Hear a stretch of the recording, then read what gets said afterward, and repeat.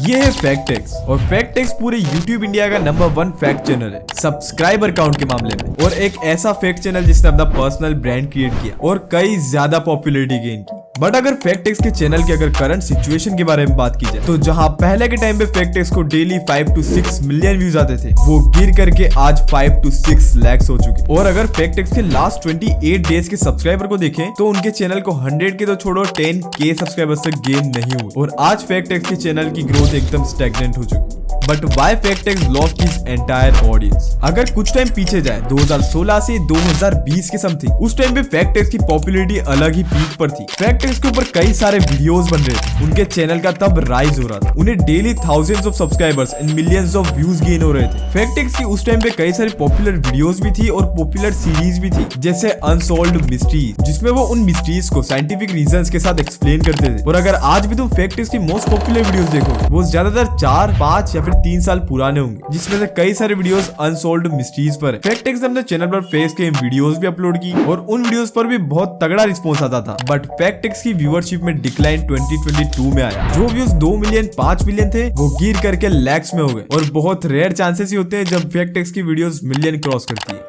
फैक्टेक्स के चैनल की most popular series top enigmatic facts TEF, ये सीरीज फैक्टेक्स की मोस्ट पॉपुलर सीरीज थी, पर आज के टाइम पे इस सीरीज के व्यूज में भी डिक्लाइन आया। पर ये आखिर हुआ कैसे? जब भी कोई न्यू क्रिएटर लॉन्ग टर्म पे यूट्यूब पर सर्वाइव करना चाहता है तो उसे अपने कंटेंट को इवॉल्व करना ही होता है, पर फैक्टेक्स के केस में ऐसा नहीं हुआ। अगर तुम फैक्टेक्स के चैनल पर जाओगे और उनके टाइटल्स एंड थंबनेल्स पर नोटिस करोगे, वो अभी भी वही टाइटल एंड थंबनेल स्टाइल अपना रहे, और यही सेम मिस्टेक कई टाइम से टेक्निकल गुरुजी ने भी की थी। वो 2022 में भी 2017 या 2020 वाला कंटेंट दिखाना चाहते थे, बट आज का यूट्यूब बिल्कुल ही बदल चुका है। आज के टाइम पे creators easy to read titles का यूज करते हैं, कैची थंबनेल्स बनाते हैं जो कि थंबनेल को इजीली एक्सप्लेन भी करे और क्यूरियोसिटी क्रिएट करे। अगर मैं एक एग्जांपल दूं तो तुम गेस सेट फ्लाई फैक्ट्स के चैनल को भी देख सकते हो। उन्होंने अपने थंबनेल स्टाइल, उन्होंने अपने टाइटल स्टाइल और अपने एडिटिंग को भी इंप्रूव किया है और इवॉल्व किया है। बट फैक्टेक्स के केस में बिल्कुल ये सब अपोजिट है। तुम एक बार फैक्टेक्स के कुछ थंबनेल्स एंड टाइटल्स देखो, बहुत ऐसी भी वीडियोस है जिनके ऊपर टाइटल्स एंड थंबनेल्स अच्छे भी हैं, पर बहुत सी वीडियोस है जिनके ऊपर टाइटल्स एंड थंबनेल्स बहुत ही अजीब।